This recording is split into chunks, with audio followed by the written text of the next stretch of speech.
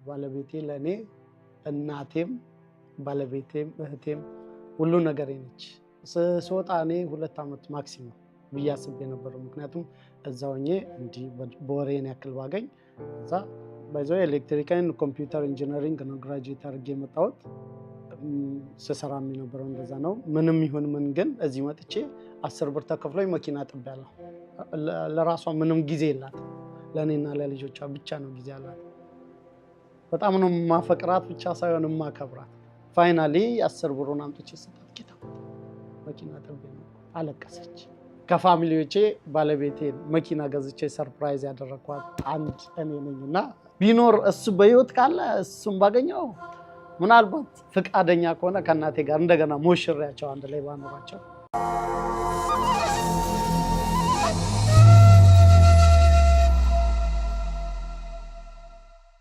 እንዴት ናችሁ የተከበራችሁ የዮሃ ሚዲያ ቤተሰቦች? እንግዲህ ይኸው በቃላችን መሰረት ጁን 17 ምሽት ዱባይ ተገኝተናል።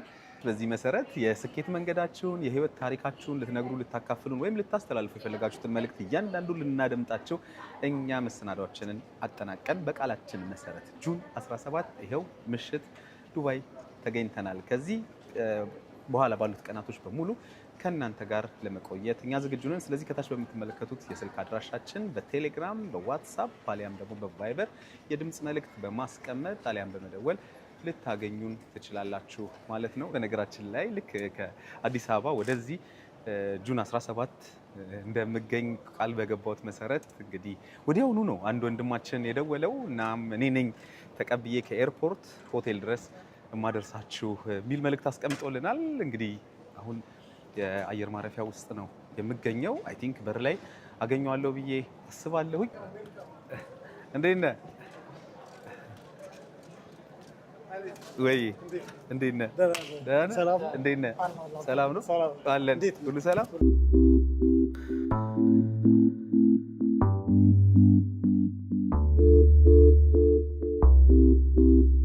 እንግዲህ የተከበራችሁ ተመልካቾቻችን ዱባይ እንደገባን የተቀበለን ወንድማችን እንግዲህ የሱን የህይወት መንገድ ሊያስቃኘን ያለፈበትን የሄደበትን እና እዚህስ ምን እያደረገ ነው ምን እየሰራ ነው የሚለውን ሊነግረን እንግዲህ ዛሬ አሁን ተቀጣጥረናል።